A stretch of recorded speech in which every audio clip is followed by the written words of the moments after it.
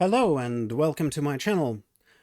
I've translated an article by the Workers' Academy Fund using the Neuronets, and it's called Lenin's Theory of Imperialism and Today's Realities. It was written on the 18th of December 2023, but it's still trending as a trending topic today.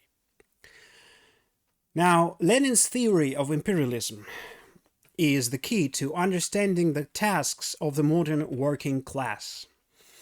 It is also essential for comprehending the balance of forces on the international stage and understanding the origins of the actions undertaken by the most reactionary and chauvinistic circles of financial capital to establish an open terrorist dictatorship in foreign policy. The world of capital entered the stage of monopoly capitalism at the turn of the 19th-20th centuries and has remained in this phase ever since. Today, all countries in the capitalist part of the world are quote-unquote integrated into imperialism and are its constituent parts.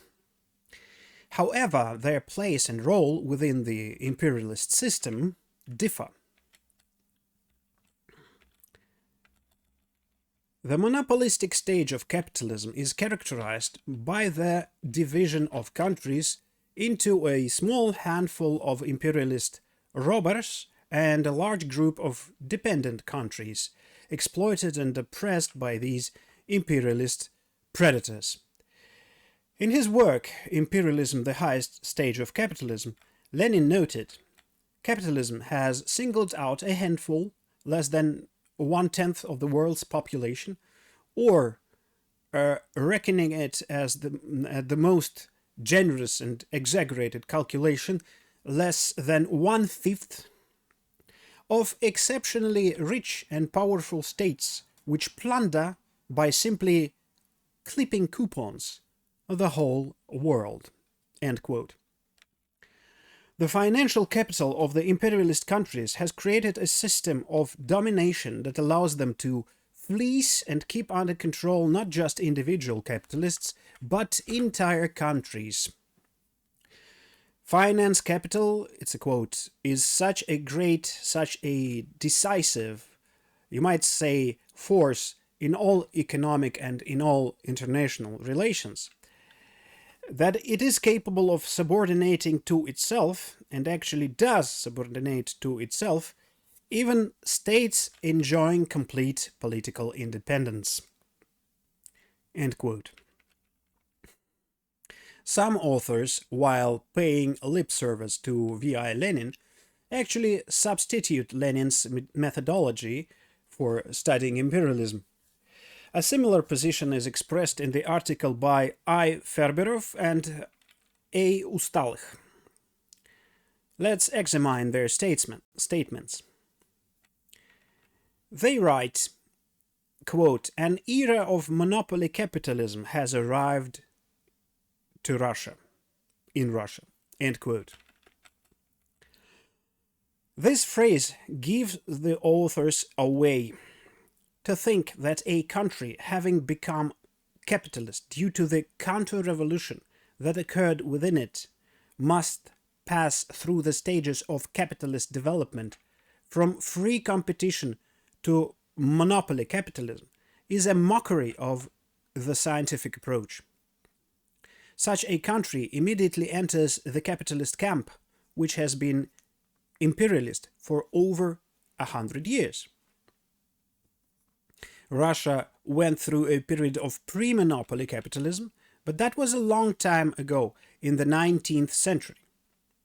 Then many events of historical scale took place in Russia: the breaking of the imperialist chain, the socialist revolution, the construction and development of socialism, the bourgeois counter-revolution, and the restoration of capitalism.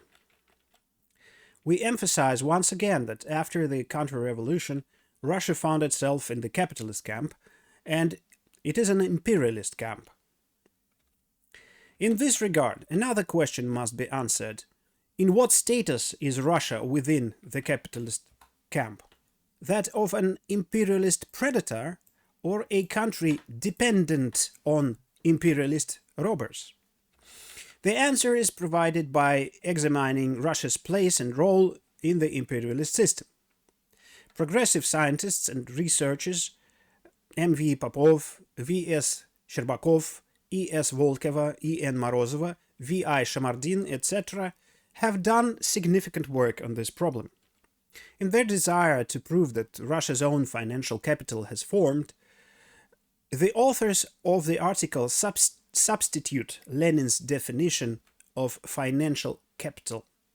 They write, quote, "Financial capital, again in accordance with its scientific definition, is capital formed as a result of the merger of the capital of industrial monopolies and banks."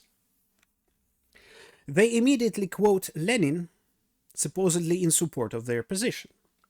But Lenin says the opposite, quote, the concentration of production, the monopolies arising therefrom, the merging of or coalescence of the banks with the industry. Such is the history of the rise of finance capital and what this concept comprises. End quote. By rearranging the words from Lenin's thought, the authors do not understand, and it seems do not even ponder, the necessary sequence of their formation and content of financial capital revealed by Lenin. As a consequence, all the examples they provide, allegedly testifying to the presence of Russia's own financial capital, prove the opposite.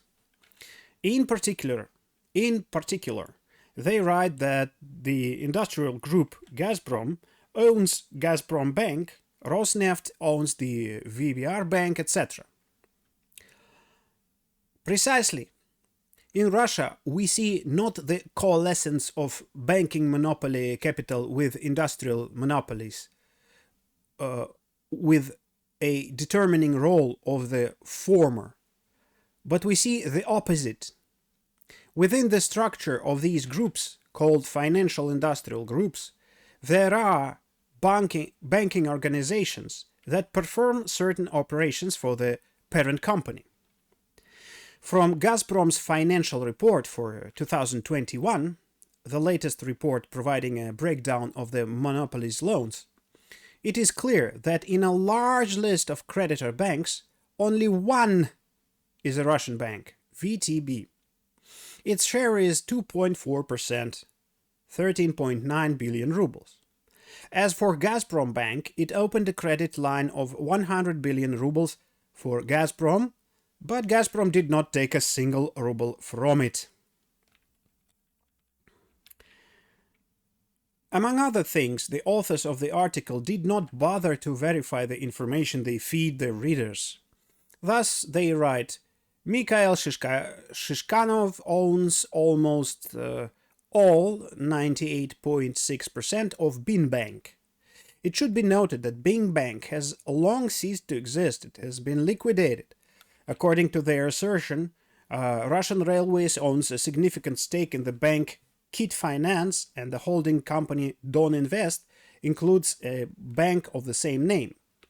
Kit Finance Investment Bank, open joint stock company, has been liquidated. The license of LLC-CB Don Invest was revoked by order of the Bank of Russia 9 years ago. See corresponding links. The role and influence of Russian banks here are minimal. The overwhelming sum of loans, 564.3 billion rubles, 97.6%, was provided by the largest foreign banks of capitalist countries. Among Gazprom's creditors are banks such as JP Morgan AG, Commerzbank AG, Sumitomo Mitsui Banking Corporation, BNP Paribas SA, etc. These are the largest banking monopolies of imperialist countries, USA, Germany, France, Japan. This testifies, at the very least, if not to the coalescence of foreign banking monopolies with Russian raw material monopolies, then to control and through it the subordination of Russian capital to foreign monopoly capital. A portion of Gazprom's profit in the form of bank interest goes into the pockets of foreign banking magnates. M.V. Popov's conclusion is entirely correct. Quote, until recently, the largest Russian industrial enterprises were financially dependent mainly on foreign monopoly banking capital, and therefore Russian financial capital, which would turn the country into an imperialist power, has not been formed. End quote. The authors of the criticized article completely ignore the development of the content of imperialism given by Lenin. They skimmed only the beginning of the work, Imperialism, the high stage of capitalism, and did not bother to read to the end, snatched a part of the features and distorted them at that. The concept of financial capital in Lenin is not frozen but is developing, which reflects its actual development. Financial capital strives to go beyond the borders of its own country, primarily through the export of capital, which leads to the economic and territorial division and redivision of the world among the largest imperialist powers. The features of imperialism are interconnected, flowing one from the other. Only those capitalist countries that have divided and, quote, plunder by simply clipping coupons the whole world, end quote, are imperialist, and the capital of these countries is financial capital corresponding to the scientific concept, not just the name. Financial capital is a scientific notion, concept, which reflects the essence of the subject, right? Not just a definition or term. The instruments of the world domination of US financial capital and its accomplices are the export of capital, the system of international bank settlements, and currency financial instruments. So-called international financial institutions, the International Monetary Fund, the World Bank, the WTO, etc., are also organs and instruments for the enslavement and plunder of dependent countries by the USA and its satellites. Russia's role in them is negligible. History shows that the distribution of forces among the imperialist powers has changed compared to the beginning of the 20th century. Today, the largest main imperialist shark is the USA. Smaller sharks swim in its wake. They play an important role for the largest predator. They drive the victim, participate in its encirclement, and help the main shark tear the victim to pieces. At the same time, there can be friction and quarrels among the predators. Who gets a bigger prize, whom to choose as the next victim, etc. Under the operation of the law of uneven economic and political development, new players appear on the field, others fade into the background, and the correlation of forces among imperialist countries and their groupings changes. A fierce competitive struggle for the preservation and redivision of raw material and sales markets and spheres of influence is constantly ongoing.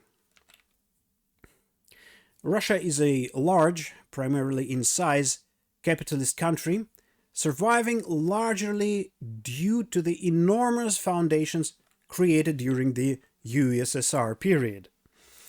Like other capitalist countries, it is trying to find its place under the capitalist sun. After all, any small capitalist strives to become a big one. A big one, the biggest, and the biggest strive to become a monopolist. But calling Russia imperialist today would be a big stretch. Under the unipolar structure of the capitalist part of the world, the most reactionary and chauvinistic circles of Americans' financial capital began to discard the democratic norms and dictate their terms directly through the conduct of an open terrorist dictatorship. Such a policy of imperialism led by the USA on the international arena is called fascism. The authors of the criticized article attempt to speak about the possibility of fascism in modern Russia. At the same time, they remain silent about the real imperialist predator that has been conducting fascism in foreign policy for many years, the USA. Objectively, such a position is an attempt to obscure the main imperialist robber, which today is waging military actions to destroy Russia through the hands of its Ukrainian henchmen. The editorial of the Narodnaya Pravda newspaper rightly notes, quote, in order to wage a struggle for its fundamental interests under capitalism, the Russian working class needs political rights and freedoms, that is, bourgeois democracy in Russia. That is why the Workers' Party of Russia supports the special military operation, which is a form of struggle of bourgeois democratic Russia against American fascism in foreign policy in Ukraine.